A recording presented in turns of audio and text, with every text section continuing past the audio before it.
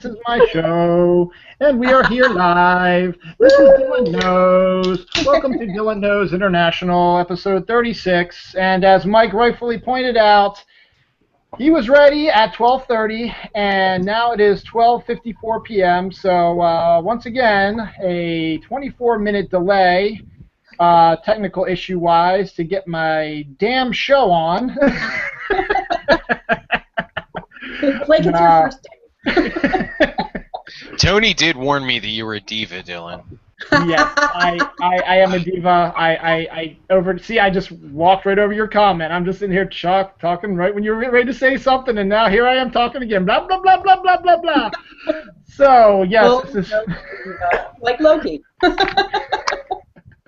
That's why the show's called Dylan Knows and not Mike Pagan Knows, so... It's fair enough. The only thing Dylan doesn't know is what time it is.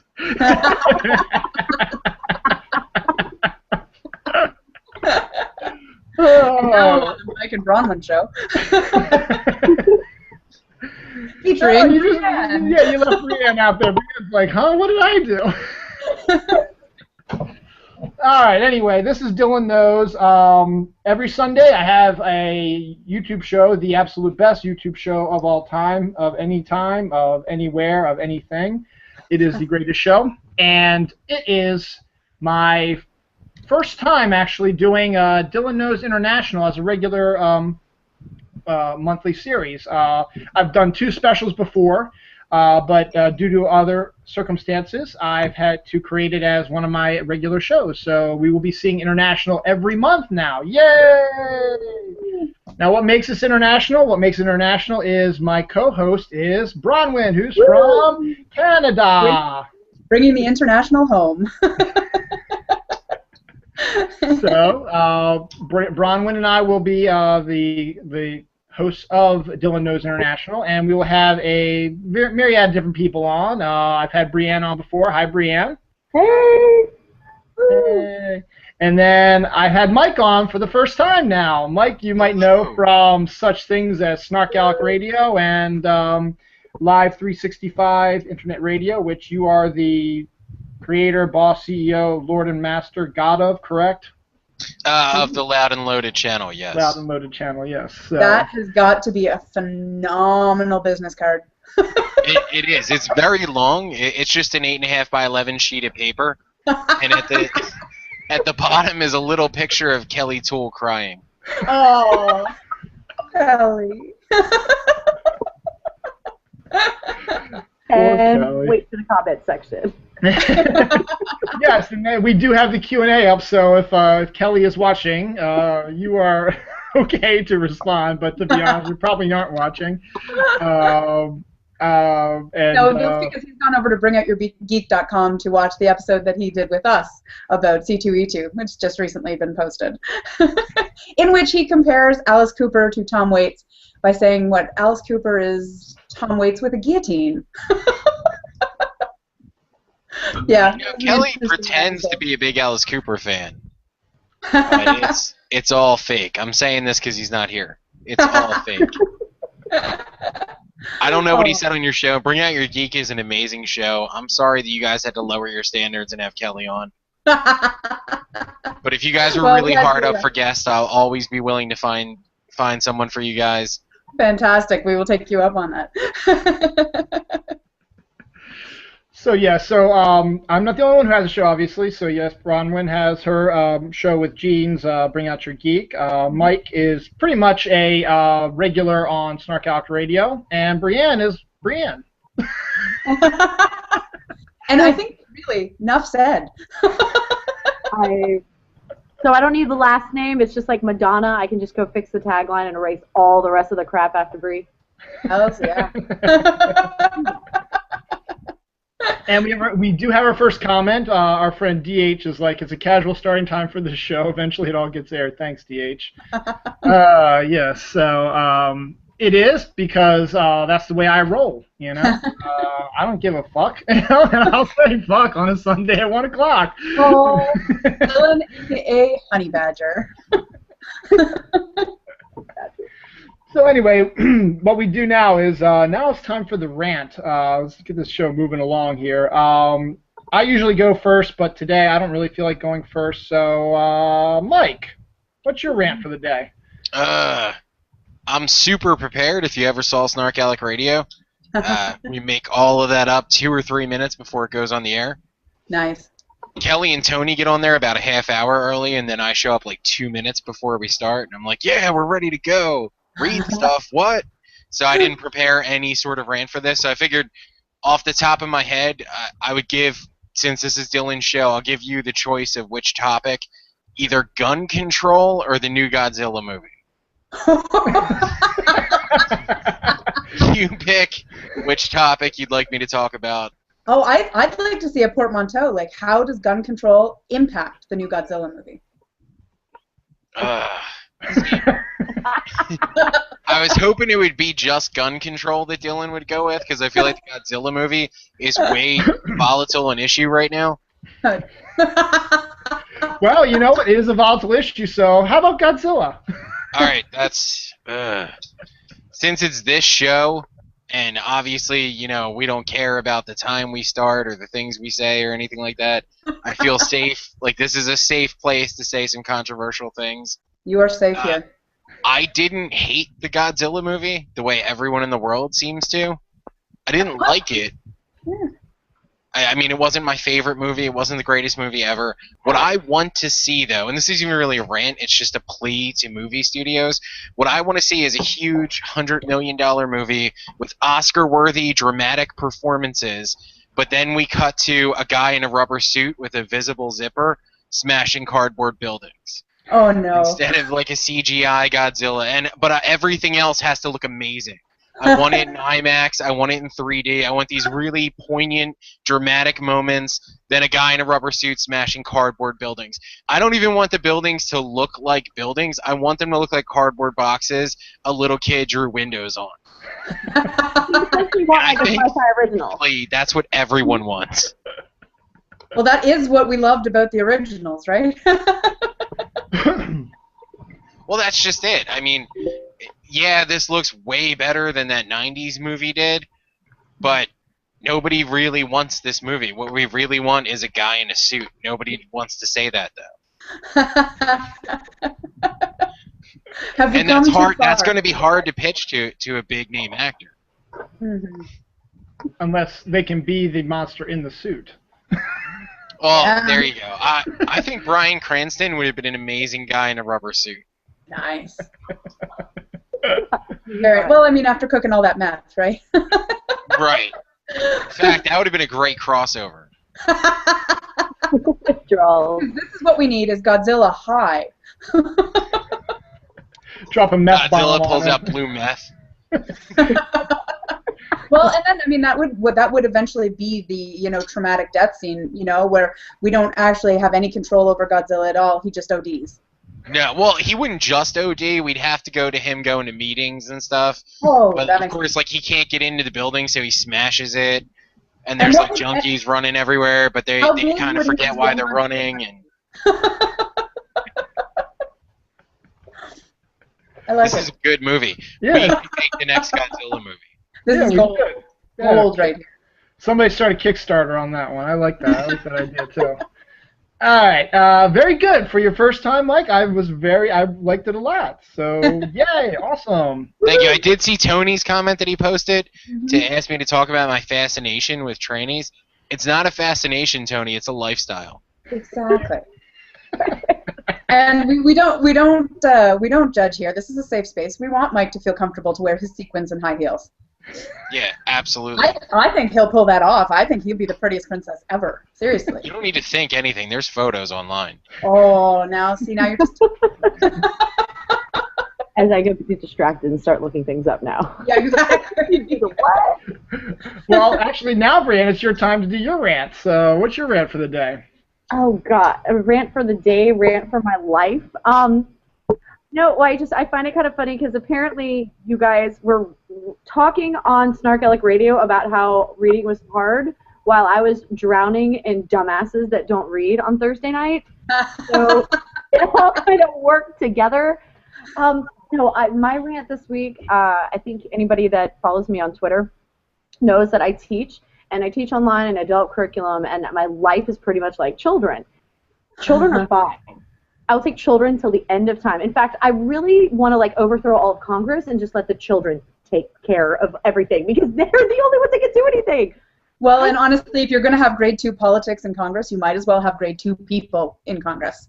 Thank you. And then they will like flick boogers at each other and like pound each other, and then something will actually get accomplished. But that's oh, sorry. Can we cuss? Yeah, absolutely. Fuck yeah, you can. That's not fucking We weird. have a first bomb. Sorry, they took all week long. I'm just like, and it's one good thing after another, and it's course registration. So not only are guidance counselors doing course registration, but which sends me on a whole other edge, because you guys, Dylan, you have kids, so you know what the guidance counselor's like purpose is in a school. And apparently now their purpose is to not make you feel better, it's to pick like your career choices in life, which I'm sorry, but if you're trained to like pat pregnant teens on the head and like tell them not to drop out of school, like I really don't want you talking to my kid about like taking AP Spanish. They don't go together. Like this not simultaneous training. So I like really crazy simplistic course descriptions that are like, this Spanish course is for these grades, these ages, these years of experience.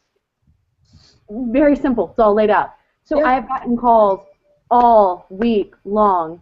So our student is in 10th grade, has 2 years of Spanish experience. What class do we put them in? The one that says for 10th grade with 2 years of experience. I'm just going to go out on a limb. And I go to the website, and I'm like, I'm on the website. I am reading the actual description we have sent them back to them. Back to them. And they're like, oh, yeah. Yeah. Well, I'm going to have to go with Tony on this one. And, reading is hard, yo. And I hear that later when I'm watching the recording, and I'm like, oh, I should have just been on the show. I should have just sat there while he said that. And I'm like, my fucking phone right now. It's hard, and I have to read to people. Okay, that's my rant. Oh, God. Reading is such a part of my life, like every single day of my life. I don't understand this. I just... But I think that's my thing. It's like, I'm not even asking you to read a dissertation or anything. I'm asking you to read like a course description. At what point is the word stop going to be too much for you to handle? Because then I'm screwed. I'm really screwed, because then you're going to plow into me. Like, did you write it in English though, or was it in hieroglyphics? Because, not everyone has the Rosetta Stone so handy. I know. Either that or like, my Japanese alter ego took over and wrote it, and I just can't see it because I'm so super smart. I see all the languages in English. I don't know. There we go. That's where we are. Whatever. Yeah, I think we need to go to Hitchhiker's Guide to the Galaxy for this one and install a Babel fish in everyone's ear. So all of the languages of all time are just immediately translated. Barring, of course, the TARDIS translation matrix kicking in. Stop! And I storm. I have one skill.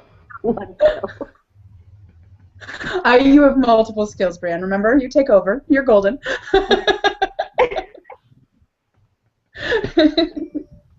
Okie dokie, that sounds good.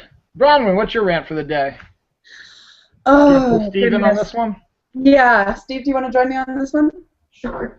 We're going to do a co-rant on this one because it's too much for one person. So, if you've been on the internet at all this week, and everybody, this is Steve. Steve. Hello. Everybody. Oh, Steve. You can find Steve at talkingcomicbooks.com.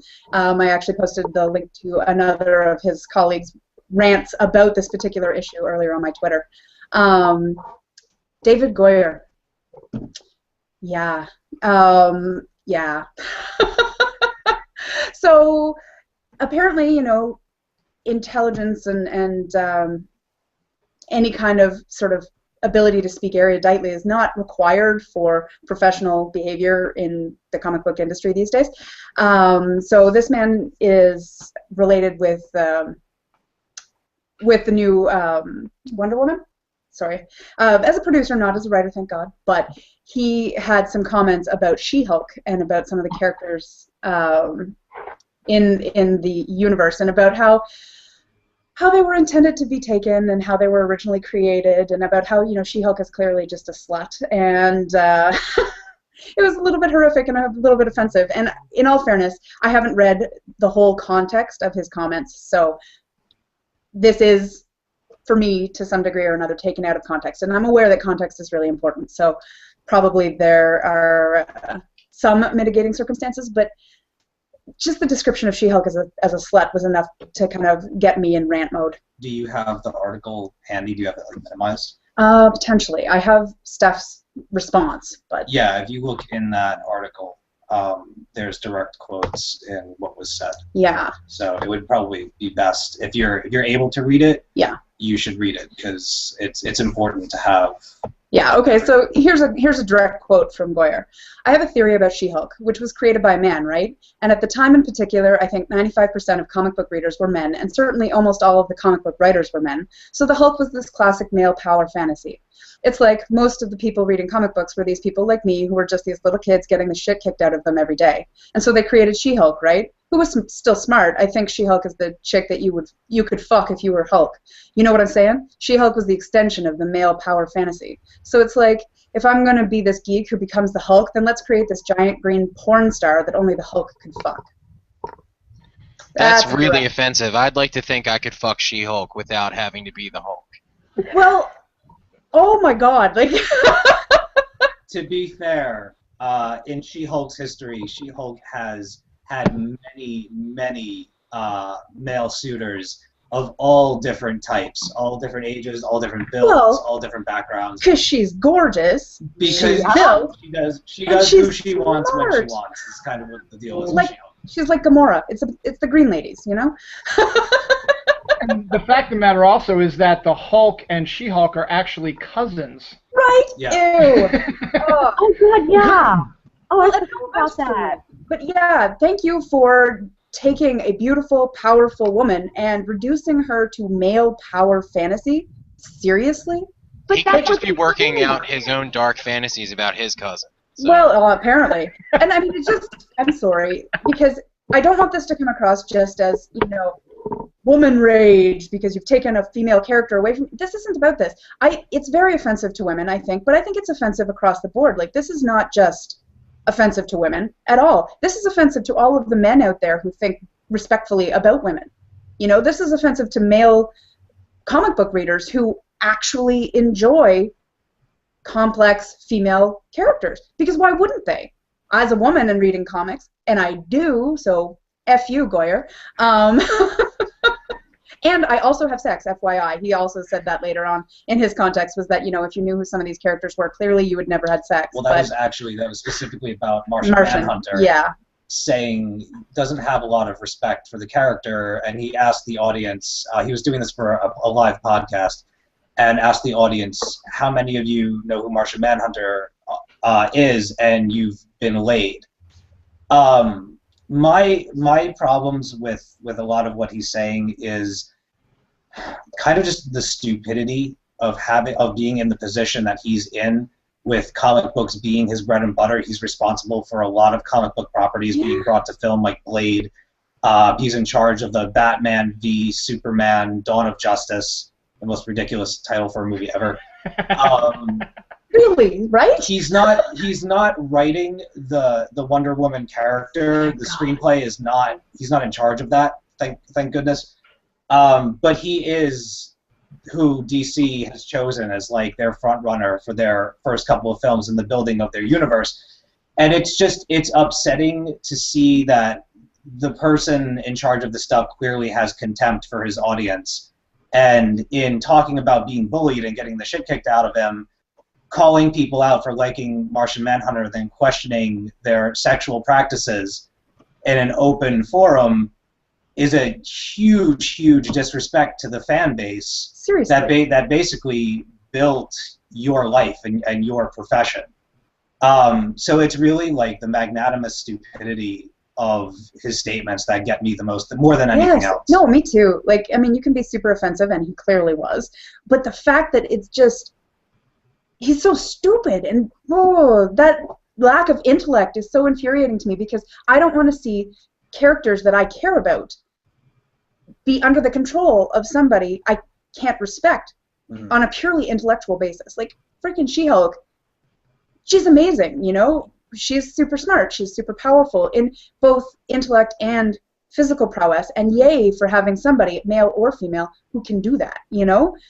Who can be both awesome physically and mentally. That's not, you know, sometimes you get the portrayal of people who are one or the other, but it's nice to see that sort of roundedness in a character, and to know that that character and that franchise and everything like that is even remotely under the control of somebody who clearly lacks that level of intellect, just because he lacks the filter. He lacks the knowledge to filter his own thoughts. It's bad enough he thinks that way. It's really bad that he thinks in a professional setting, in his own kind of milieu, that would be an appropriate thing to say out loud. Oh my God. No, I agree with everything you said, and I agree with Steve also. The thing that really infuriated me most, well, both the comments basically, but this whole thing about, well, you know what, I guess if you like comics or you know who these characters are, guess what, you don't get laid, you live in your parents' basement, and that is the absolute opposite of what I've seen. I follow a lot of people on Twitter who have families who are no longer living there and you know, are having their, you know, having the sex, as it were, you know. But the fact is, it's that mindset that people have, is that it's bringing it back down, because that's what people thought back 30 years ago in the 80s, is that the only people who liked comic books were people who lived in their, you know, parents' bases, or who liked Star Trek for that matter. You know, the whole William Shatner thing, which was hilarious. It was hilarious at the time, but the whole thing about, you know, people who just like Star Trek are people who have never had sex before, well, you know what? In their parents' Never basement. mind all of that. The idea that it's so terrible that you live in your parents' basement and haven't had sex, that's something you should be ashamed of. You live in your parents' basement, you haven't had sex, and you read comic books. Somehow that's a shameful thing. Why is that shameful? I mean, one, it doesn't represent the whole dynamic, and of course it wouldn't. The demographic is much broader, and it's stupid, like inherently, and oh my God, infuriatingly stupid to think otherwise. But even if you do think that way, why is that inherently bad? What is wrong with people making that life choice? And frankly, even if you think it is wrong, who are you to judge? Look, and I'll be the first person to admit it also. After college, I lived at my mom's house, for about, I don't know, 5 years, because A, I needed to find a job, and B, I wasn't making enough money that I could get my own apartment, and I didn't have a car, so I had to take the bus, or I actually worked at a spot that was like right down the street from where my house was, where I grew up. And then I met my wife. It took me about a year before we moved in together, and by then, you know, we was able to work it out. But for that 5 years, though, after college, I had sex already, so I mean, it wasn't like, you know, I was in a bit of a dry spell at that time. Tell us about it, Dylan. We'll do that next show, Mike. We'll talk all about my sexual escapades. But but the fact is, I had sex at the time before, and I was living at home. And yes, living at home is the biggest sex killer you could ever have. But at the same time, though, it was out of necessity, because I was not making enough money to get my own place and have my own car and all that stuff. So and I knew that. So my mom was, you know, kind enough to let me bunk out in my room, and I paid her rent, I paid her groceries, I paid for some bills, stuff like that, and she let me live my own life like that. So I get that. And the fact also is that She-Hulk is a lawyer. She's intelligent, and yes, she is educated. She's also sexy, but there are sexy, educated women out there. And what's really great is that you can ignore David Goyer, because She-Hulk's life in comics is in good hands right now. Charles Soule is writing the She-Hulk comic right now. He's absolutely brilliant. Dan Slott had a really good run on She-Hulk also, and made a great shows that, and even some of Byrne's work that he did with her and in Fantastic Four and in her own series, though he was a bit more tongue-in-cheek with her own series, which at the time I kind of liked, but it still it did not diminish her in any way.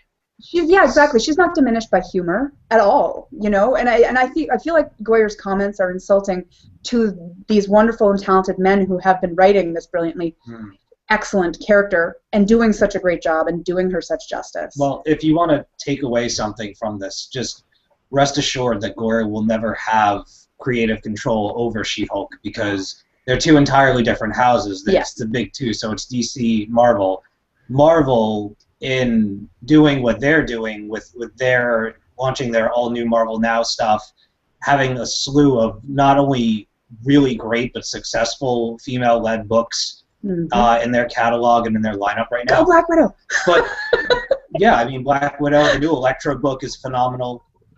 There's a lot of the new She-Hulk by Charles Soule is wonderful as well. There's a lot of good stuff going on there, and there's some good stuff at DC going on too. It's few and far between, but the problem is, well, Goyer will never have control over She-Hulk, so we can rest assured on that. But it's not. It's a bad idea to have somebody with this attitude, the DC attitude. Seriously, they're a PR nightmare right now. The comic book world, the comic book industry communities has enough going on. It seems like every couple of weeks there's another major thing, whether it's women in comics, rape threats for comic book covers. Oh God, seriously. Creators that turn out to be sleazeballs. There's Comic-Con stories and stuff like that.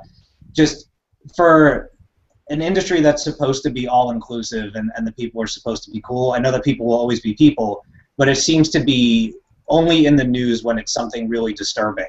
And for somebody who's in charge of the Justice League and DC and them launching their universe, the comments are coming from a person who doesn't really seem to have a lot of passion and love for the characters and for what makes comic books. Like having Wonder Woman not be an Amazonian but a Kryptonian instead, because it's easier that way. It's easier to write. You spend less time incorporating all of the gods and goddesses and things like that.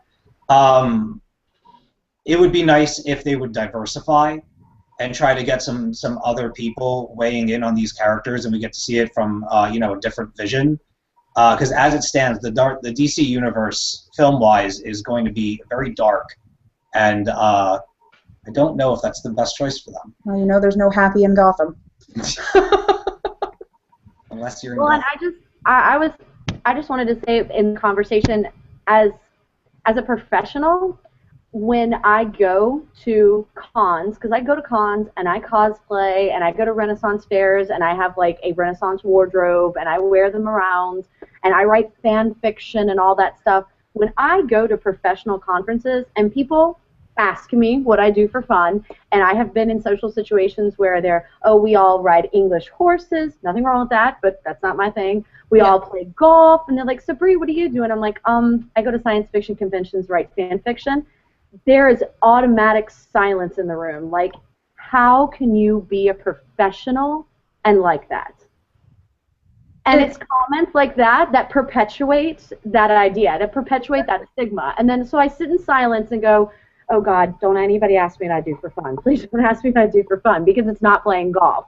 And then you're going to look at me funny, and then you're going to go right into the, oh, do you live with your parents? Do you, that whole like vicious cycle. On the other end, those of us who are like successful professionals that, God forbid, after a hard day from work, want to pop open a comic book.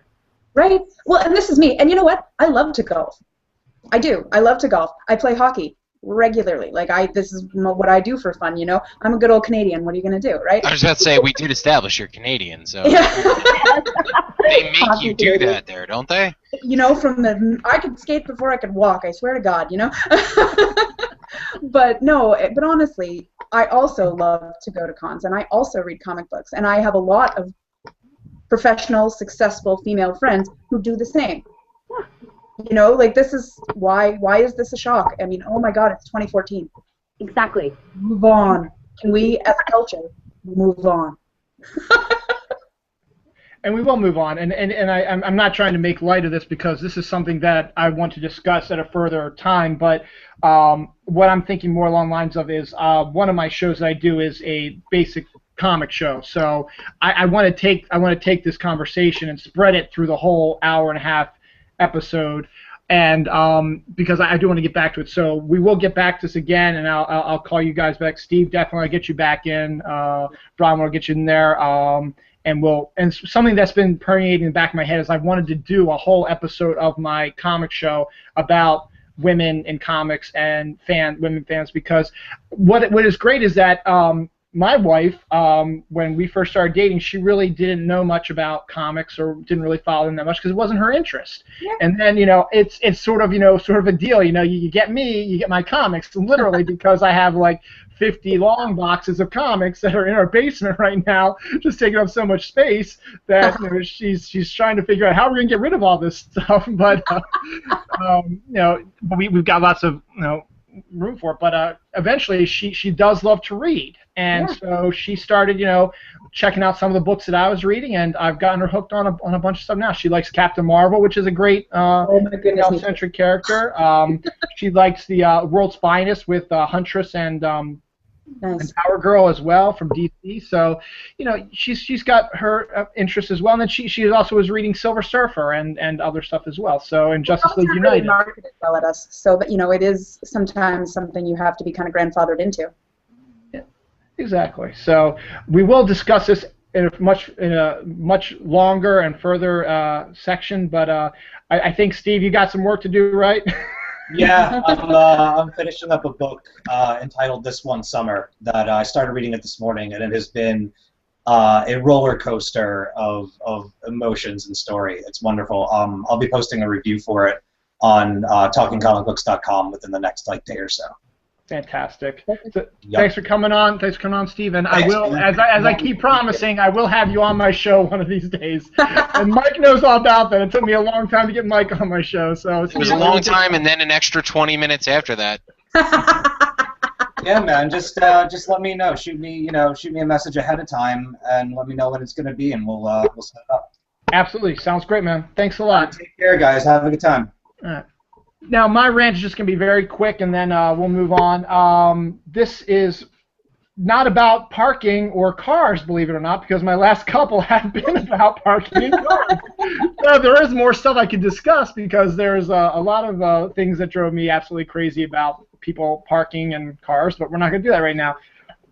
Here in Maryland, and I don't know how this works with you, Bronwyn, being in Canada, but in Maryland, we're going to be having our gubernatorial election, our primary for governor of Maryland, and we've had 2 years of not 2 years, 8 years, I'm sorry, of Martin O'Malley, who's been our governor of Maryland.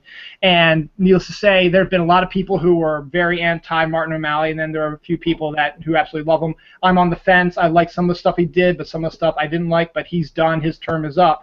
So now we have this election coming up on June 25th. And you know what? Nobody cares. Nobody even knows.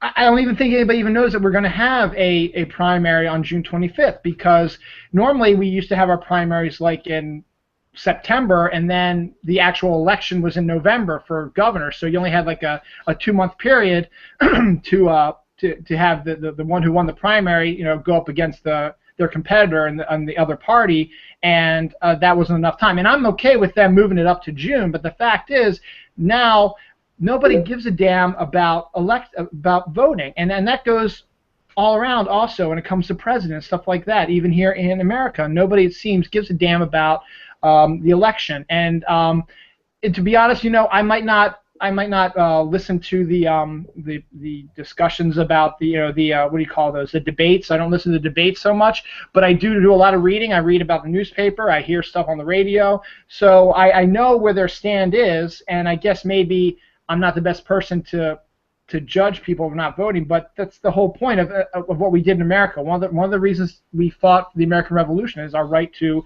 vote, and now it just seems like nobody wants to vote.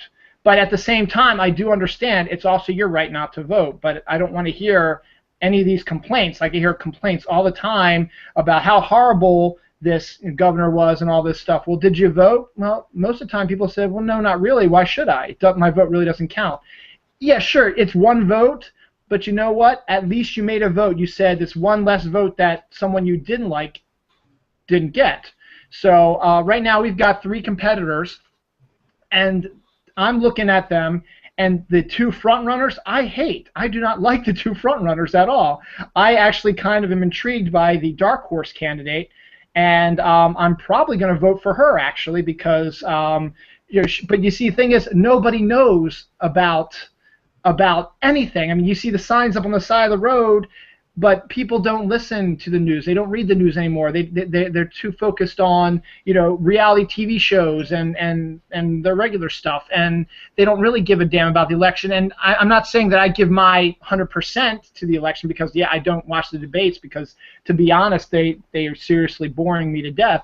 But I still go out to vote, and I still make an informed choice because I still know some stuff about them. I read about them, and I hear about them on the radio. So my rant is just get out there and vote. You know, they're already projecting that the primary that we're going to have June 25th was probably only going to have maybe like a 5% turnout. I was like, that's freaking ridiculous. So you know what's going to happen? The guys who you don't like, they're going to get all their people to come vote for them, and because you didn't vote against this person, they're going to win. And that's just they're just going to win the primary, but they're going to be the one who's going to be going up against his competitor for the actual governorship. And you might not like you might like the other guy better, but at the same time, if you like somebody enough, if they have even 1 or 2 things that you agree with them on, vote for them. Okay? You know, you don't know what's going to happen. You don't know if they're going to be a good governor or whatever. You don't know until you vote for them. But I don't want to hear you complaining if you do not go out and vote and the person you do not like gets elected. I don't want to hear you bitching about taxes. I don't want you to hear you bitching about how horrible life is in Maryland now because you didn't vote.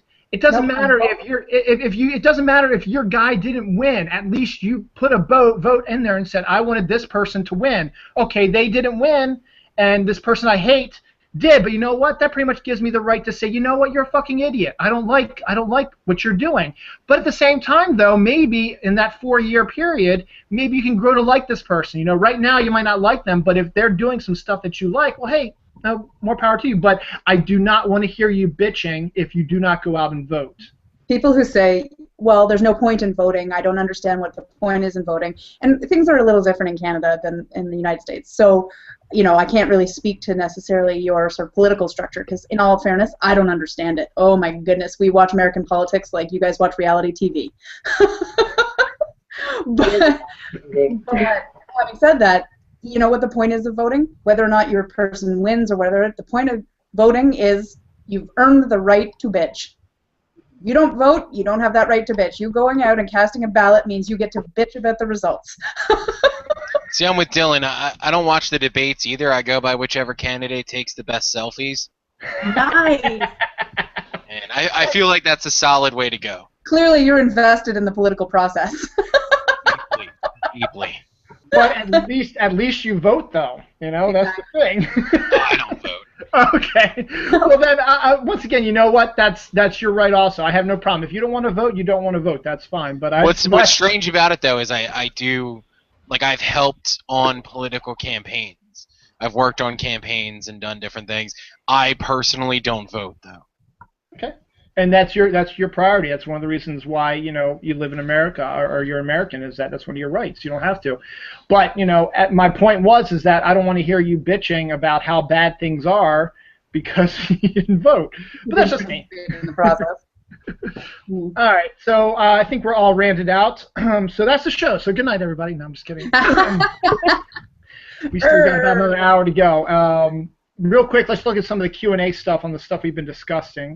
Going back to the David Goyer thing, Janine Fluffy says, what was quoted is infuriating no matter what context imagined. That's correct. Mm-hmm. That's a good point. DH is Goyer's comments only got worse the more he tried to elaborate on them. That's also true, too.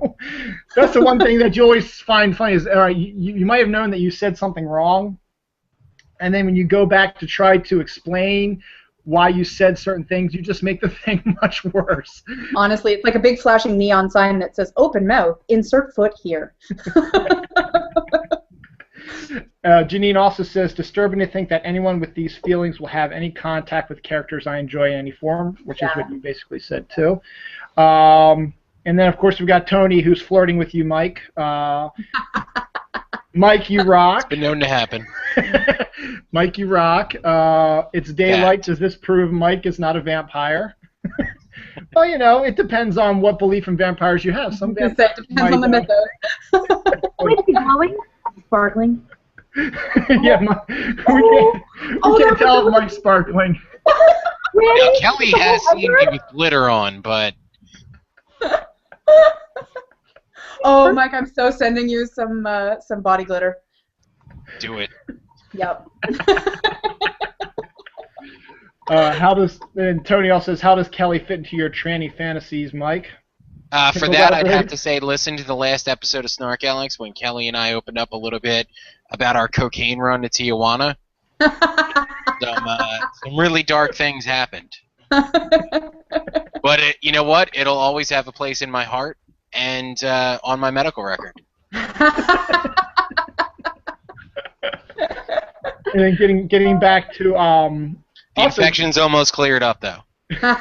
Good. Glad to hear it. If you haven't got your health, you haven't got anything. Holly says you have to literally make $20 an hour to have your own place, car, insurance, food, gas, phone, electricity, and buy condoms.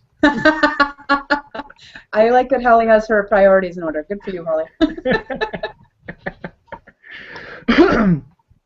Then getting back to our Godzilla talk, to your Godzilla talk, Mike, DH says, I would go for Cranston in the suit, but there couldn't be a head on the suit, just a glaring Cranston killing Neo Cardboard Tokyo. Oh, I think we have a winner, folks. I smell an Oscar. All we can do is pay for Cranston. Everything else we can dig out of a dumpster. Exactly.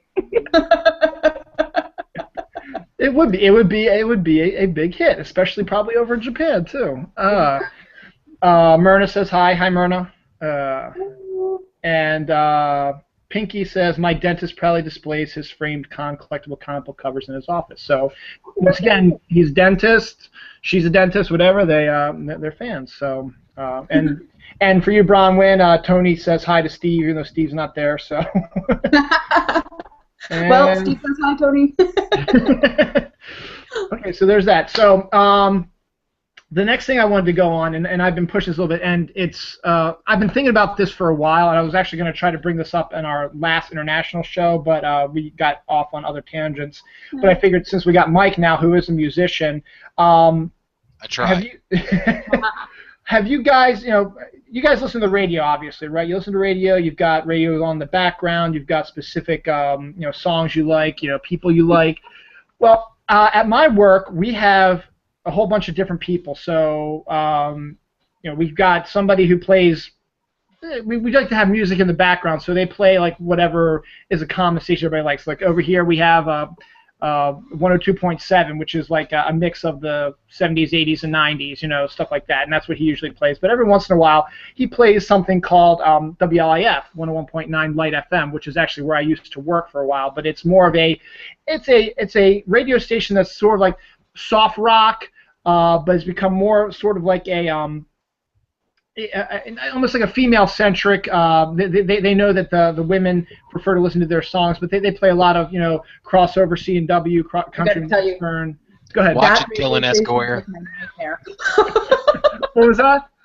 What did you say, Bronwyn? Oh, so that kind of radio station is like my nightmare, just so you know. That's why I love Bronwyn, because I'm over here going, oh God, no. Oh, please don't ever make me listen to that. Like, not ever. Okay. I go into convulsions and then become stabby. What's her name? Is it Delilah? Where she talks and her voice is soothing. Call me and talk about your feelings. Oh my God, that is the worst sound in the world. Please no. And I'm sort of going. It's sort of where I'm going. But so every once in a while they play the songs. So they play some crossover country western and some songs contemporary songs, stuff like that, pop songs now that, and yes, Mike, I should watch what I say, but to be honest, if you listen to the radio station, they focus mostly on women and focus on that. And being working there, I knew they did that too. But, you know, when you're working and you're focused on your work, but you hear the music in the background, every once in a while, you know, sometimes your mind can shift and you can start listening to these lyrics. And if you ever actually listen to lyrics of some of these songs, you've got to think, what the hell are they thinking? And Bronwyn and I had this discussion when we were going over this before. The first example is the Pina Colada song. You know that if you like pina coladas, you guys know that song? Mike, you know that song? I literally had an in-depth discussion about this song this week. Nice. It's really odd. Can you bring it up? Seriously, like before Dylan brought it up to me, I had only heard that little part. If you like pina coladas, and then stop. That's it. That's all I know. Because I cannot handle that kind of music. It's not for me. So Dylan brought it up, and he's like, "Well, here, have you heard the lyrics?" I'm like, "No, I never have. Not ever." Because yes, it's a very, very peppy, very poppy type of song, and it's very peppy, it's upbeat and stuff like that. But if you stop and listen to the lyrics, and maybe this is, you know, something that it's what I do. I look at lyrics and I put them through I put them through my head and I start pulling out like inconsistencies, weird things. The song is basically about a couple that's been together for a long time who are trying to cheat on each other. And then it so happens that when they're trying to cheat on each other, they end up back together. Now let me go into more detail. If you listen to the lyrics, basically what they're saying is that this guy he loves his girlfriend because that's what it is. I don't think it's his wife because he calls him his old lady. So it's possible it could be his wife. I don't know. But he says we've been together for so long, and he's getting kind of bored with their relationship. So he's looking through the paper while she's sleeping and sees this ad in the paper. It's like a personal ad saying, you know, if you like pina coladas, walking in the rain, you know, having sex on the beach at midnight, stuff like that, come, you know, send me a message. So he's like, you know what, I kind of like that shit, even though it's not my girlfriend. So you know what, I'm going to respond to it and say, yeah, I like all this shit, and I want to meet you. So can we meet at this bar? And we can start our adventure. You know, we can start our escape, because the actual name of the song is "Escape," the Pina Colada song. So then, you know, he's anticipating high hopes, meeting this brand new woman, you know, and, you know, being able to cheat on his, you know, long-suffering girlfriend. And who walks in the door? It's his girlfriend. She was the one who wrote the ad because she wanted to get out of her relationship with him. And then he sees her, she sees him, and they chuckle about it, like, oh, it's you. Oh, you like this stuff. And then this is what really gets me, is like, I did it, and then he says to her, I did not know you liked pina coladas. I did not know you liked having sex on the beach. I did not know you liked walking in the rain. Well, how the fuck long have you been together? Come on, this is like stuff that you learn. I mean, you said old lady, so it's not like you've just been dating for 6 months. You know, it's probably been a couple of years. How the fuck did you not know that she doesn't like pina coladas or like sex on the beach? You know? Seriously, and how is this okay? It's like, oh, haha, you were going to cheat on me too. Oh, that's so romantic. Whoa. Yeah, I have so many issues with this. Well, first off, I'm with Bronwyn. This is a song that I just turned off every time it came on for years. When I finally heard the complete song, was actually at a Lucha Libre match. Seriously? Yeah, it was a club night in Philadelphia where they combined Lucha Libre and stripping. And during a wrestling match, they played this song in its entirety, and that was the first time that I'd ever heard the entire song. And I just thought, this is a romantic song about two people who are the worst fucking people in the world. Ever. I'm still back on stripping at a Lucha Libre match. Right? I'm trying to figure out, like, the dynamics of that situation. That is amazing. Seriously, it's like, oh, baby, I'm going to take off my mask. I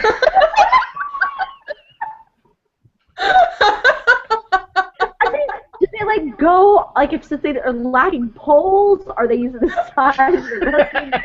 Oh, and there'll be a pole in the middle of the wrestling ring so that they can, like, slam into it, you know? I actually took quite a few pictures, and they are on my Facebook page. Dude, I'm finding you. You got all sorts of pictures I need to look up. Seriously, we are officially going to have to become Facebook friends very shortly.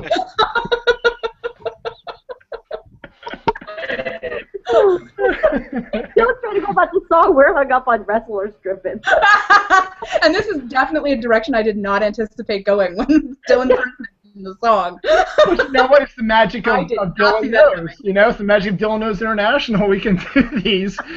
And I can't wait to go on because I got one more I want to dissect also for you guys. But first, first I have to thank my friend DH with the angriest rant about Pina Colada song in history. Well done, Dylan. So thank you very much. The next one I want to talk about real quick, and then I'll let you guys, if you have things you want to talk about, the songs that you thought listen to, is the Carrie Underwood song "Before He Cheats." Do you guys know this one too? Not even a little. Oh, I could sing that one.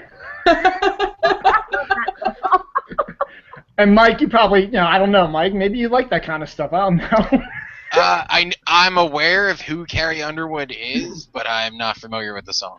Well, basically, the song is her singing about, her ex-boyfriend who cheated on her. Is how he's in this bar right now, trying to hook up with this chick who's getting all drunk on these fruity drinks because she can't hold her whiskey like I could because I'm such a badass woman, And is this the song about breaking all of his shit? Yeah, exactly. And that's okay. That's no, I do know that song. Yeah, no. And that's the whole point. And that's the whole point of the rant is that what she ends up doing then is she starts carving her name into his car, smashing his windshield, smashing his lights, shredding his leather seats and stuff like that.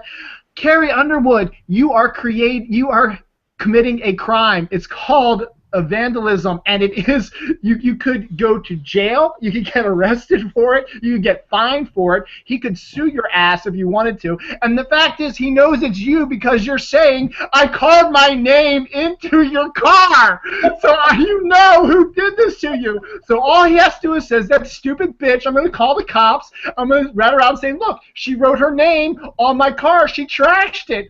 Do something about it. You just broke the law. Yes, I understand he wronged you. Yes, I understand he cheated on you with someone else. And I understand you're angry and upset.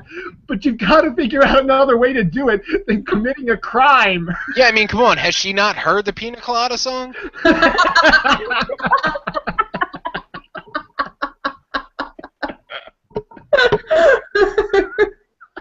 No, and see this kind of lyric or whatever, this is precisely why I am very, very happy listening to Tom Waits incessantly. Or Alice Cooper. Well, I can't claim to be the giantest Alice Cooper fan. I have heard some Alice Cooper, and my favorite Alice Cooper story is definitely my dad's, but Tom Waits is my favorite. So, and his lyrics are brilliant, and they're so interesting and poetic, and you don't have issues like this. Tom will sing about a lot of things, not all of them legal, but I just have this sensation that he would be smart enough to not get caught. Well, I gotta ask, Mike, where are you? Physically right now or geographically? Geographically, roughly. Philadelphia?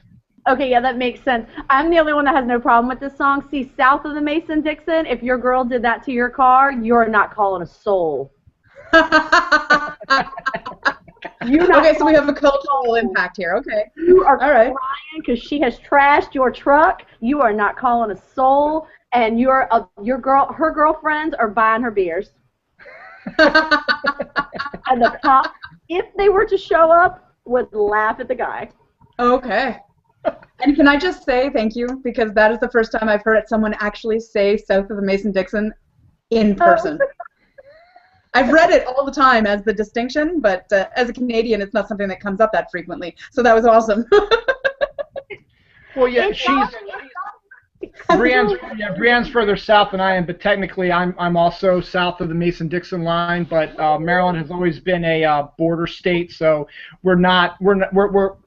that's why Maryland is one of the most confusing places to live in because we don't know who the fuck we are. If you've ever been to Baltimore before, Baltimore is one of the weirdest cities you could ever go into. We have such a chip on our shoulder, and I'll be the first to say I get pissed when the weathermen, they're saying, okay, here's the weather in Philadelphia, here's the weather in Washington D.C. Well, hello, Baltimore. We're there. We're right there. We're in between Philly and Washington. We are an actual pretty big city. We have 2 sports teams.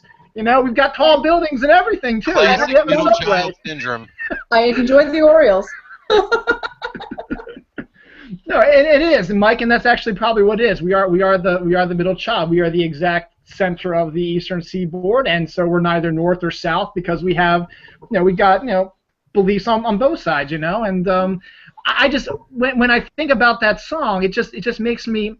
First of all, I'm not a big fan. I mean, maybe that's what's coloring it, is that I'm not a big fan of the song, but just listening to what she's trashed this person's car, you're basically committing a felony to get back at your boyfriend. And I understand, Brianne. I understand your point on it. I'm not condoning it, but it's just so funny because I've had my husband's family's from New England, and the song will come on the radio. We're all in the car together, and I know it, and I'm singing it, and they'll look at me with this look of shock. And I'm like, no, you don't understand. Stuff like that happens here all the time. Like, you were so shocked that we're just like, oh yeah, that was last Tuesday. That's hysterical. Oh, yeah. See, I'm not a fan of the song, but here's my thing about it. I get it's female empowerment. You want revenge on this man who wronged you. That's fine. But you change the gender roles of that song, and that song suddenly is dark and violent. Yeah. It has a totally different connotation. When it's the guy standing outside the bar with a knife sneaking into her car, that song is completely different. And I don't think people would get behind it and defend it. Yeah, no, that's actually fascinating. I like that. I think that's an excellent judge. Actually, I think that's a really great metric for the lyrics and how appropriate they are. Is if you do the gender bend, is it still okay?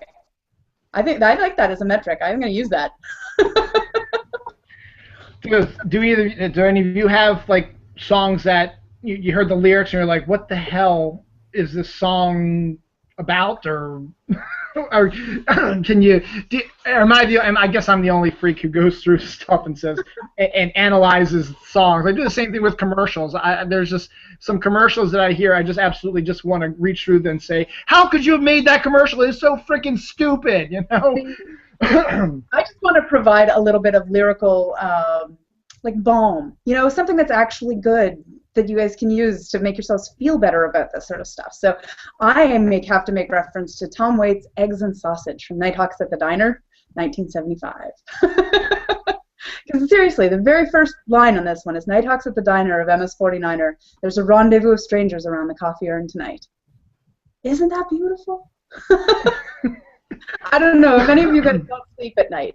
I occasionally don't sleep at night. This song really spoke to me and always has. It's older than I am, and I still love it to this day. So, I like poetical lyrics. I like things that, they make you think, but not in a, what the fuck kind of way, but in a, that's a really interesting perspective kind of way. Okay. I listen to a lot of Latino music because I want to get my blood pumping and my heart going, and it's a lot about dancing. And even they translate, even when Shakira does the English version, it's mostly about dancing. Whereas the songs we have of the similar beat, the one that's kind of sending me over the edge lately is that "Talk Dirty to Me." I have actually heard that song. I heard it yesterday for the first time. I actually know what you're talking about. It's a great beat, but you listen to the lyrics, and I'm like, oh my god, this guy's a pig. Somebody please punch him in the face. Yeah. Well, no, and that's true. For songs like that, when I want to get my blood up and I want to go dancing and stuff like that, a lot of the time I'll switch to Songza and hit electronic party music of some kind, because I don't want to deal with lyrics, because all I want is the beat to get my blood up, right? Especially because a lot of the lyrics in those cases, if I listen to them at all, are just going to infuriate me. Like that. Now, Mike, you're in a band, Pagan, and I've actually. Maybe you've discussed this at some other point before, but I'm actually kind of curious. I mean, does your band, you do clubs, or have you toured any, or what type of music? I mean, with a name like Pagan, I can probably figure out what type of music you listen to. But tell us a little bit about your band. Obviously, it's acoustic Christian folk music. There's a little bit of neo soul with the cabaret element thrown in. Oh, please tell me that's the truth. No, I wish it was. So do you do clubs, or have you done any touring of any kind, going to other cities, stuff like that? As Pagan, I actually try and tour as little as possible, much to the not at all delight of my record company. Oh, no.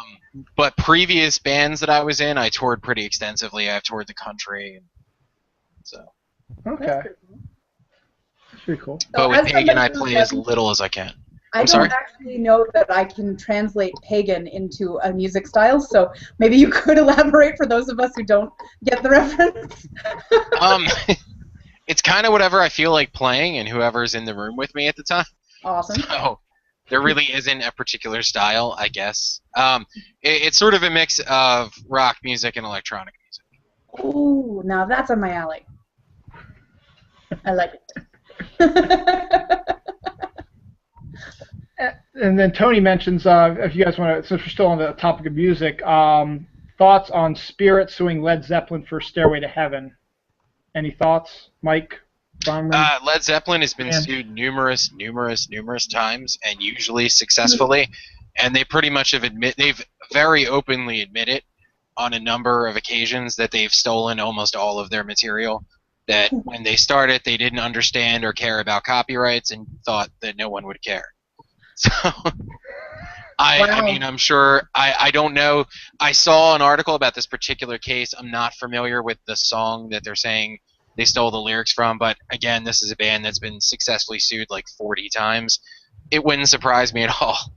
Well, can we just take the irony that they've been successfully sued 40 times for like copyright infringement, effectively, on taking somebody else's music that we've never heard of and making it popular? Yeah. It's like, it's what they should be doing with remakes of movies. They should be making the ones that are crappy and not the ones that have been very popular. But Mike, you were going to say. Well, no, actually, I was going to say that was actually part of their argument, was that they were stealing from songs nobody knew, so they thought it was okay. If it was like lesser-known, unsuccessful things, they just didn't think anyone would care. Right? We think you suck. It's okay. I mean, as certain arguments go, is a little weak, but also very entertaining. So. And then DH is asking, has Pagan gotten a new accordion player yet? So have you gotten a new accordion player yet there, Mike? No, if he's interested, though, we're always on the lookout. My sister dabbled a little in accordion. And Matthew Foster says, I've never heard of the Pina Colada song before. Matt, I'll send you the link to the YouTube video once we get off the air, so you'll be able to hear it, and then you'll be able to bang your head against the wall like I do, too. Oh my Or you can have a lot more fun and just look at the Lucha Libre stripper thing on my Facebook page. So you choose. You can listen to that song or look at cool pictures. I'm going to lean towards the pictures, even not having seen them, because, wow, that song made me do this. Or you can get the full experience and play that song while you look at the pictures. It'll be just like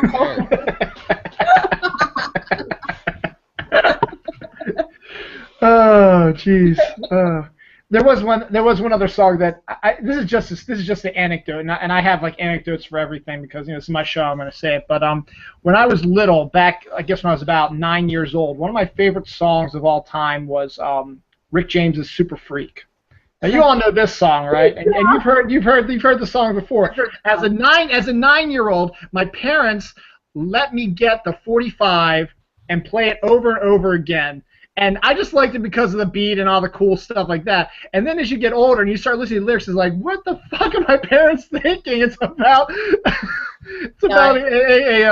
sex. It's like crazy ass sex with women and stuff, like with crazy ass women, and what the fuck? Why did you let? And the only thing I can think of is that they probably didn't understand it, so they just said, "Oh, he likes the beat. Let's let him play it."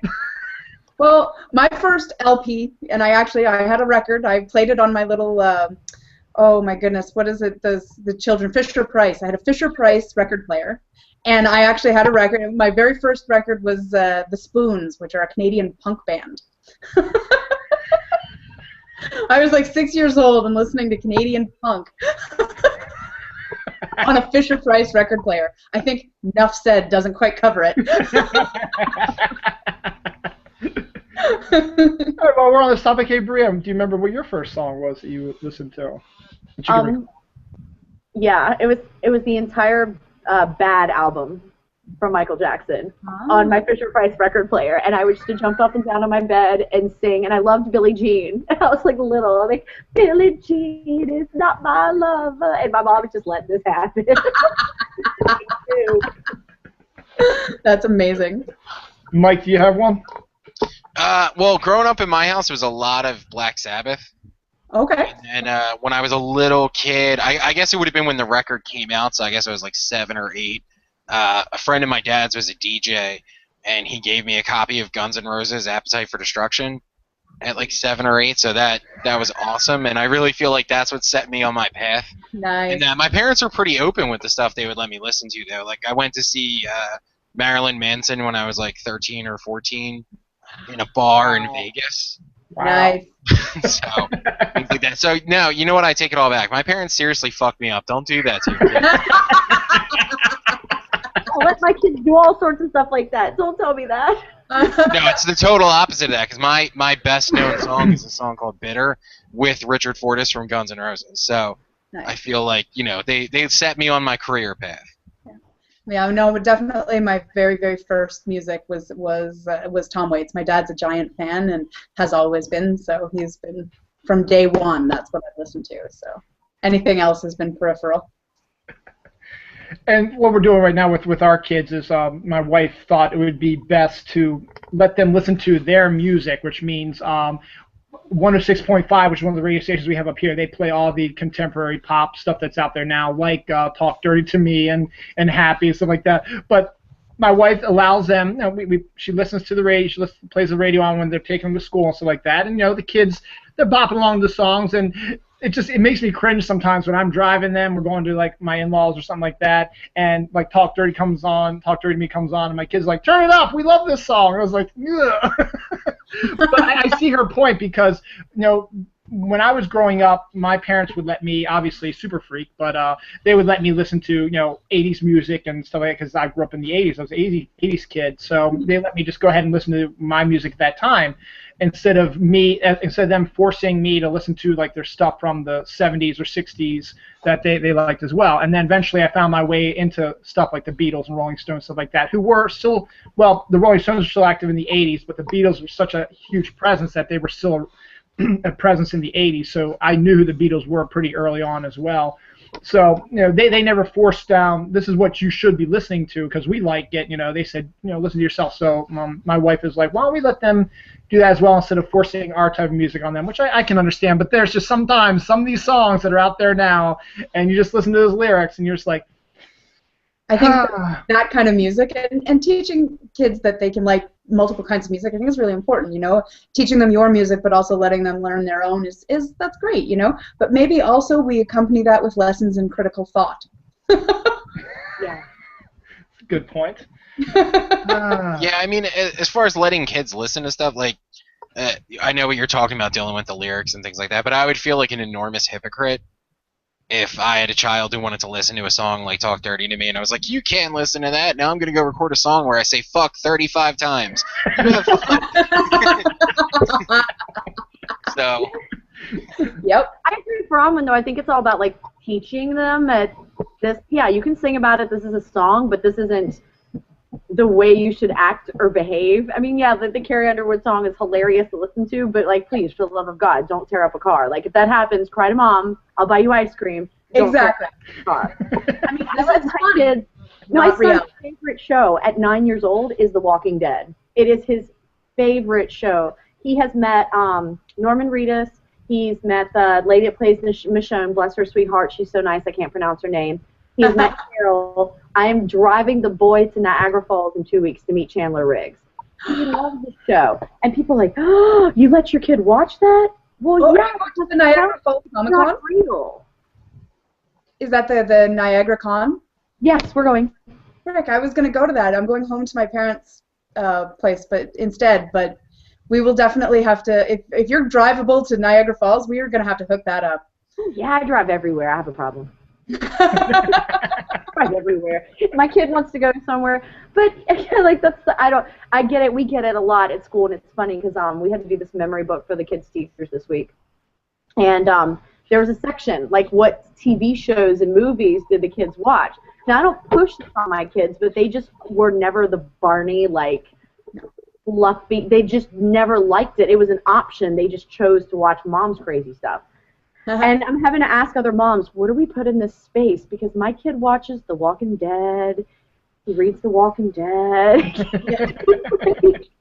He listens to Michael Jackson and Guns N' Roses. And, like, that's the kind of stuff he listens to. But he also listens to, like, some contemporary stuff, but nothing by anybody with Direction One. Anything that twerks on a wrecking ball, my kids don't listen to that. They just don't like it.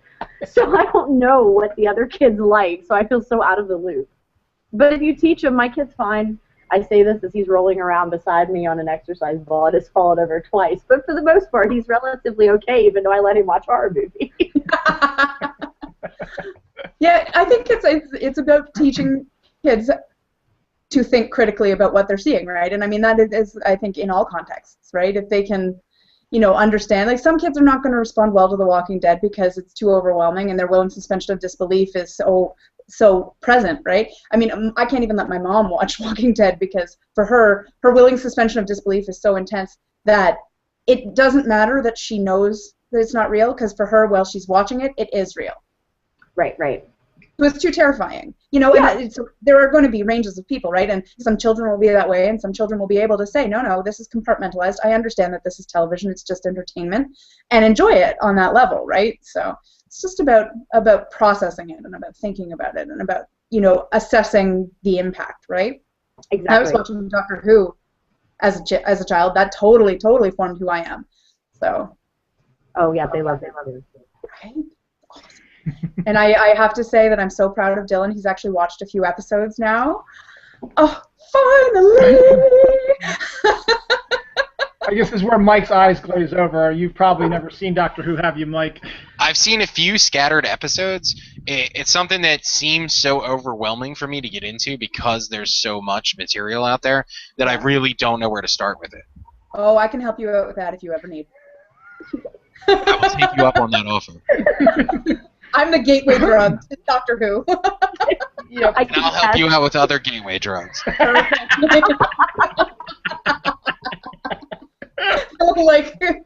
like Lucha Libre stripping. He must put us all together, not virtually. We'll all be seeing. I like it. But yeah, good segue, by the way. I've been surrounded by people who like Doctor Who, and I've heard people talk about Doctor Who. But once again, I felt the same way you did, Mike. I always felt there's so much out there that I wouldn't know where to step in. So I decided a while back, back in December, I did a Dylan Doesn't Know Doctor Who. I had Bronwyn, it was the first time I had Bronwyn on, and so we started talking about that stuff. And I knew my stepdad. We had gotten him for Christmas the complete set of the new series. Now, what Doctor Who did is the 63 was when it came out, and the first Doctor was in 1963, and so from 63 till about the 80s, I guess, there was 8 Doctors in there, and that's the older stuff. And then I guess on BBC, I'm not exactly sure, that the ratings started to decline a little bit, so they stopped creating Doctor Who, but there still was, novels and radio plays and stuff like that were still going on because it was so popular. It was just that at the time the BBC, I guess, was trying to get into something else. They saw that the ratings were waning, and it's like, okay, you know what, maybe you should just shelf this for a while. Then I guess back in 2004 or something like that is when they tried a few other things as well. America tried to do a pilot, did a 2-hour pilot, tried to get onto Fox Network, didn't quite work, and then there have been some other things as well. But I guess around 2004, Moffat and the other guy, who's the other guy? Bronwyn, help me out here. Stephen Moffat and someone else. Gaddis, something like that. I'm terrible with names. He's written a bunch of this new things. They decide to rebring Doctor Who back to the BBC and make it more of a modern thing, and they got actor Chris Eccleston to come and play the Doctor. So he came on, and he ended up just doing one season. He only wanted to do the one season, like 13 episodes or whatever, and then they became really, really popular. So then after he said he didn't want to do it anymore, they brought in David Tennant, who became everybody's pretty much everybody's favorite Doctor at this point of the modern era, and it just took off, just skyrocketed. And so after a while, Tennant said he was done, and then Matt Smith came in, and then he did it for a few years, and then he's done it. Now Capaldi's coming in August when the new series comes out. So it has come back in 2004. So 2005, excuse me. Okay. Yeah. So talking to Bronwyn. Still doesn't know Doctor Who. Okay, that's why he has me. Yeah, I am a big Stephen Moffat fan as well. Yeah. Coupling and Jekyll and Sherlock. Yes. Sherlock is so good. Oh yeah, and so is Jekyll. If you haven't watched that, you should. It's intense. Hulu or Netflix? Oh, yeah. I don't know. It's on Netflix. I don't know. More shows for me to watch now. Wonderful. But so we got my stepdad the complete set of all the contemporary stuff from Eccleston through Tennant through most of the Matt Smith stuff except for the most recent series, because when the set was done, the other series was still going on, so it didn't have a chance to get added to that series. So he has every episode except for the last season of Matt Smith. So we decided, after the show that I did with Bronwyn and Jen Hallmeyer, I decided, you know what, sometime down the line I'll start watching it, because they introduced Capaldi was going to be coming in at the end of the Christmas episode that last year, and he's going to be the new Doctor. I figured, okay, that'll be the best time to start watching it, and eventually, yes, I know it took a little bit of time, but finally last Sunday I was able to get the first disc for my stepdad, because we went to visit them on Saturday, and my wife and I, Dawn's been watching it with us,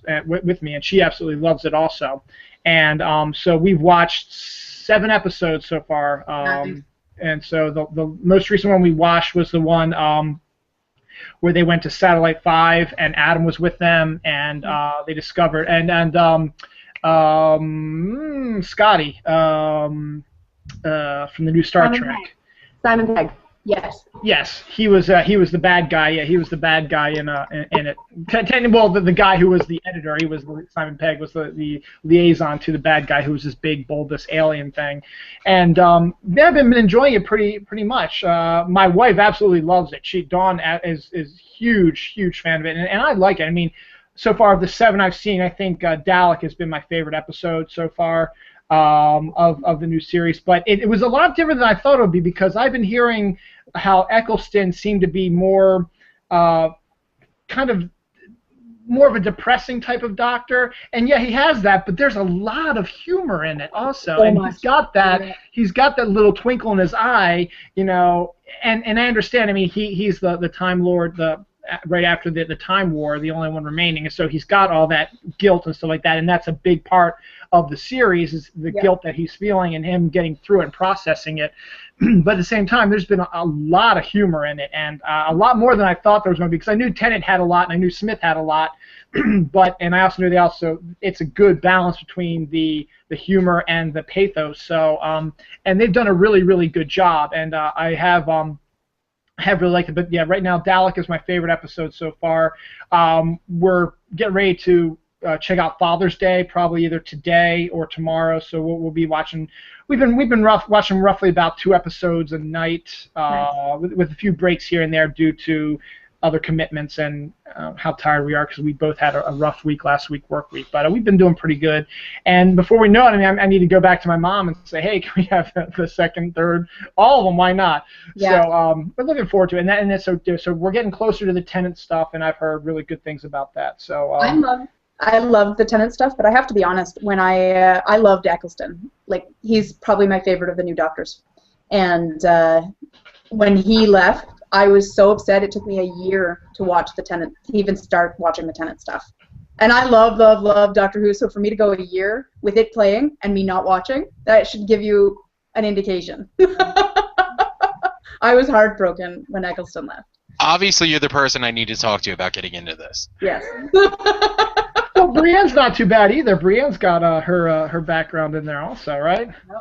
Yeah, but you do know that my sister harassed me for years, because she's like, if you love Stargate, Star Trek, and Star Wars as much as you do, Doctor Who has the story, and that's what's so important to you. And she harassed me, and Dylan, it was not until your show with Bronwyn that I was like, okay, fine, I'm going to do it. And I literally started it that night. See? I am the gateway drug. You are. I'm small now. It's all Bronwyn's fault. And Dylan, your fault. Well, that's what I do, and that's what Dylan Knows does. So,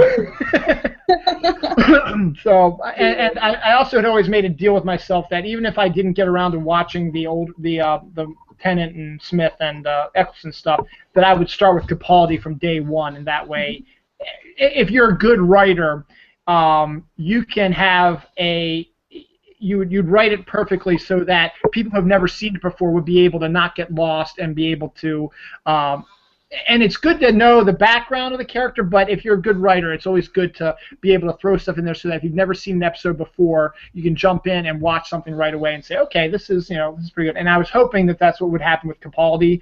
But to be fair, I absolutely loved how the first episode Rose, when with the very first episode of the new Doctor Who, how they basically reintroduced everything about the Doctor, and not necessarily everything, because they kept some stuff hidden that they gradually rolled it along there, but I think they did an absolutely brilliant way of reintroducing people to it for those who might not have seen the older stuff and who want to jump in with something new. So I have to applaud them for that. And yeah, it is. There's some. I mean, the two-parter with the Slitheen was just, it seemed a little silly to me with the farting and stuff like that, but I understand and Mike, the aliens, they're disguised as humans, and the gas is built up inside these costumes they're wearing of human costumes, so they fart a lot, and so it's like, oh, that's a good one, ooh, that's a good one, so it was like, that kind of seemed kind of childish a little bit. But it is a family show. Yeah. It's supposed to be family friendly, right? So. Yeah, I suppose so. I mean, it didn't. Don't get me wrong, though. It didn't detract away from how good that two-parter was, anyway, because that was pretty good. And I also like the fact that they've been introducing characters who have been popping back in periodically, and also might have appearances further down the line. Because I've had people, especially I forget who it says. Patrick Smith told me. Remember these people because you're going to see them again sometime down the line. Just little snippets of hints. Say, you know what, this person looks like might be a one-off. No, they might play a bigger role down the line. So, sure. So I think that's also great. I mean, that's one of the things I love. I love when stories can do that. They introduce somebody that might not seem like they're that important, but then they come back, years later, and they play a big role in it, and you're like, oh wait, I remember that person. So. And Doctor Who handles that very well, I think. Because they do have sort of Easter eggs for people who have watched everything. But if you haven't, they have them structured so that you can still come along and enjoy the show even without knowing that certain elements of it are Easter eggs for people who have already seen it, right? So you can be someone who has never seen an episode of Doctor Who and pick it up at a new Doctor. And you'll have missed the history, but you can still enjoy the show from that point forward. So I think it's interesting because they can play to both markets on that one. I think it's well constructed for that. And that's the sign of a good showrunner, good writing staff, that they can do that. Yeah. And that's what you need to do. You need to make it easier for people to jump in on something that they might not. And it's a good way to build your audience also, to build your audience so that you know that there are people out there who might not have seen it, but their friends have convinced them, hey, you should really check this out. But what about the history? Now jump in, and you'll be fine. You should be fine. So it's a good sign. And there's some shows out there that need to do that sometimes that I wish they would, where you're just like, oh man, I don't know what the hell's going on around here.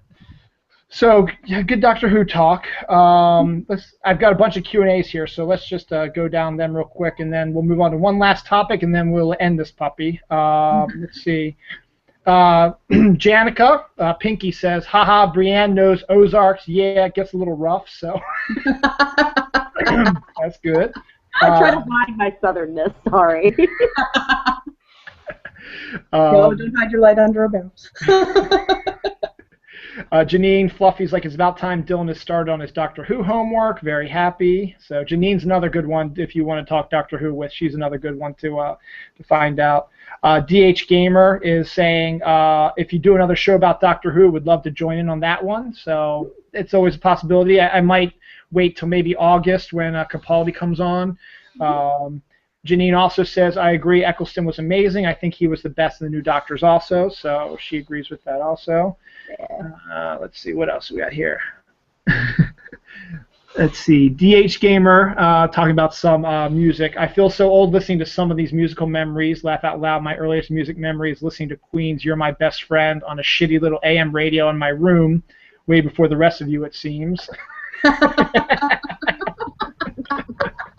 Amazing. And Janine says, I remember listening and singing to Smokey the Bear on my record player and thinking I was the bomb. Angie Baby was my first obsession song off the radio. There was a band named Smokey the Bear. Okay, I don't know. I guess so, Janine. All right. Matt Foster says, I also love poetic and thoughtful lyrics, Bronwyn, so there's that. Russell T. Davies was the other one, along with Stephen Moffat, who brought Dr. Right, Gaddis is on Sherlock, now that I'm thinking about it. Yeah. Matt also says, The Spoons, great name for a band, so there you go. Yeah. Let's see, anything else here? Let me move that. I think that's everything then. All right, so that's good. So one last topic, and then we'll move along. Brianne, you had an earthquake, didn't you? Oh my God! How did you react? How was it? How was it? Was it panic? Was there panic everywhere? The streets? I swear, we had that big one. I actually live about 15 miles or so from. I remember the big one like 3 or 4 years ago that went all the way up the East Coast. It cracked. Yeah, I was going to mention that one. I felt that. Right. That's 15 miles from my house, the epicenter of that earthquake. Wow. So when we felt it, that was actually really terrifying. Well, since then we have had earthquake activity, and it hasn't been anything huge. 2.8, 3.2, little things, little shaking. So I don't see what the hell the big deal is anymore. I was at my mom's. We were actually having a glass of wine, and her whole house shook. There was that traditional pop, and the house shook. And my mom, bless her heart, what's happening? And I just calmly looked at her and I said, we had an earthquake. I don't know. I'm just hanging out with my mom. So we finish our wine. I go back down to my house. I open up my computer. You'd have thought it was last goddamn days in Virginia. Where's the epicenter? Is there damage? I mean, my mom's house was like, where's my screen? It went da-da-da-da-da-da-da-da, done. That's all we experienced. Over and over for hours. So then I get on there and I start posting smart-assy things. As per my Facebook, because I either post inspirational, begging stuff for the PTA or Girl Scouts, or smart-assery. There's really only 3 brands on Facebook. And then, you've got the friends that are those classic people that jump in and they're like, oh, I hope nobody was hurt. I appreciate your kindness. However, did you not read through the smart-assery? Nothing happened. Nothing. I think the main point is you hear earthquake and automatically you think of everything that happens in California, which they're like 7, 8.0s, which cause major damage. Up to 4.5.0s, you just get the shaking and maybe a little cracking here and there. That's about it. And going back to the smart-assery, when we had ours a few years ago, people were posting stuff. I always love this. There's a picture. It says, never forget the earthquake of this day. And it was like a lawn chair just on his back. And that's it. That's all it was, just a lawn chair. No destruction, just a little lawn chair on his back. The only destruction that happened at my house, it wasn't really that bad, was one of our picture frames fell off of the top of our shelf and it broke. That was it. I mean, that was it. But yeah, everyone, you think everyone, and then people start posting, oh yeah, we just had an earthquake, nothing too major, and then all these people who are in California are like, oh, you don't know what earthquakes are like, that's a little wimpy little earthquake type of thing. And then if you just gotta laugh is that when you get a little bit of snow out in California, you're like, oh my God, the world's over. We're like, please, You don't know snow. You don't know. It's like it's a dusting, and you're like, ah! We've had feet of snow before where you don't know nothing. So it's that whole East Coast, West Coast thing. But yeah, I think it's the stigma of you hear earthquake, you automatically assume bridges collapsing, buildings falling down, people dying, fires everywhere, even though it's just a little shake here and there, you know? And I have to say something real quick. I felt bad for one of my coworkers because I was at work when we had the earthquake, and he was in the bathroom. He was a male standing up, taking a piss when the earthquake hit. So. That's not going to end well. I won't do the visual. I was getting ready to do that. I had to let you know what it was now. That's amazing. Yeah, You're 100% right, though, about the attitude of people on the West Coast, because we were in L.A., and I was taking a shower, an earthquake hits. Of course, being from Philadelphia, I start freaking out. I have no idea what's going on. It's like I run out, and I'm like, what's happening? And my friends who lived in L.A. are looking at me like, what are you talking about?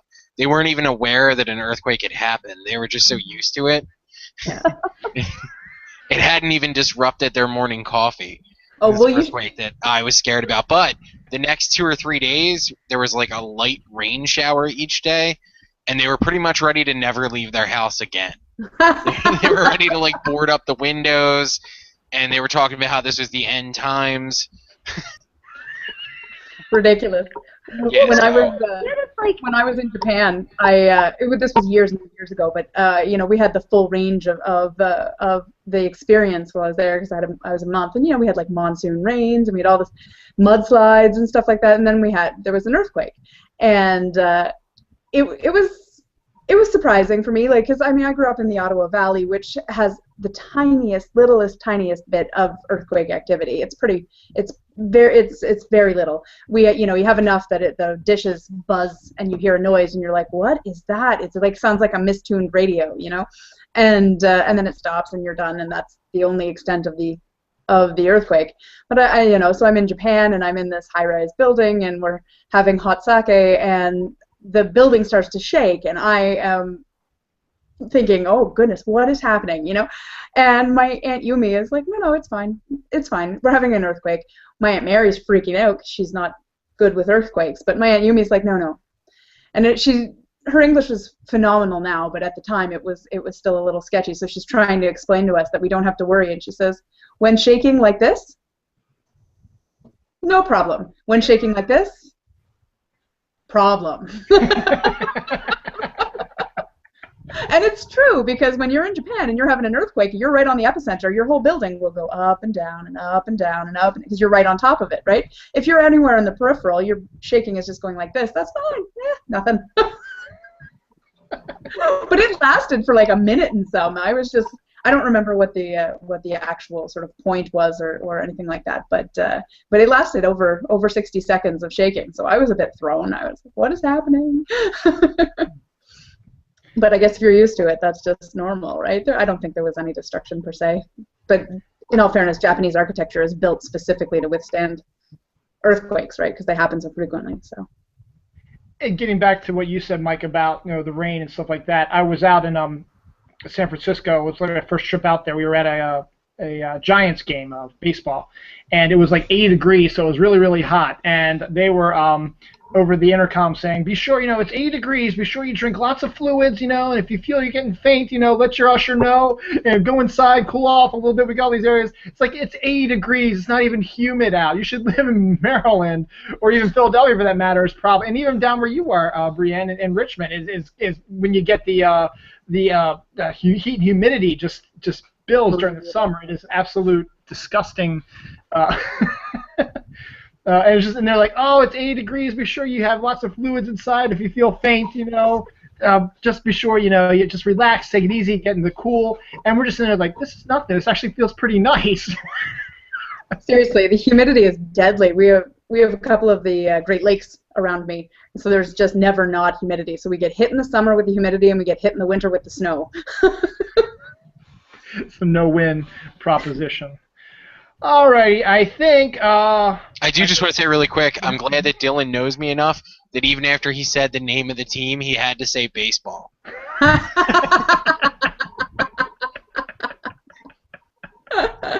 Yep, that's true. That's right. I remember our discussion last time we were on Snark Alex Radio. We were talking about the draft. You're like, "What is that?" I was like, "Oh, it's the NFL draft." Oh, geez. So I had a great time today. Thanks for coming out for this first real episode of Dylan Knows International. Yay. I want to thank my co-host Bronwyn for and thanks and I'm going to thank Steve for letting us borrow you for an hour and a half. So Brianne, thanks for hanging out with us again. I know you've got lots going on with you. And Mike, as always, a pleasure. And we'll get you on again and.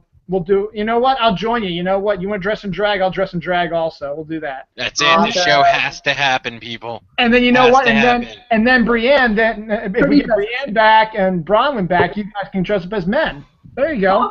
I can pull off a suit. I'll pull off. Yep. We'll get matching suits. We can color coordinate. We totally will. Okay. You know what? You know what? I know this is a bit down the line, but. You want to set this up now? How about we do this around Halloween? You like that idea? Would you like to do this in October, or do you want to do it before then? I don't know. Because for Halloween we could do other costumes as well. I'm fine with dressing in drag for whenever. So.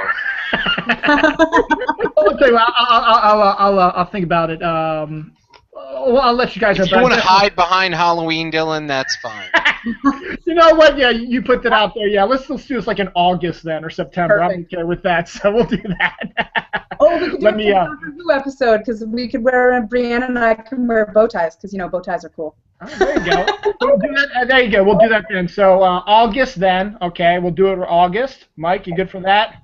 Sounds good to me. All right, I'll get you. It'll probably be August 24th. Probably be the date for that. So I'll be in touch with you guys, and we will dress and drag. So that is for you guys out there. You have to watch that episode then. You know what? And then you just have to because it's going to be. The anticipation is literally already building, and you just said the date 30 seconds ago. Exactly.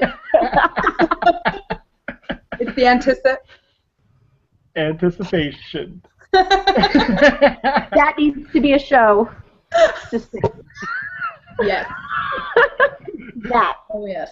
Definitely. So we will do that August 24th then. That's fantastic. So Mike is going to be on Snark Alex Radio this week on Thursday. And who's the guest? I saw you guys chatting with him. Merida. You know what? I don't know her name off the top of my head. Tony was setting all that up, but yes, she will be on this Thursday.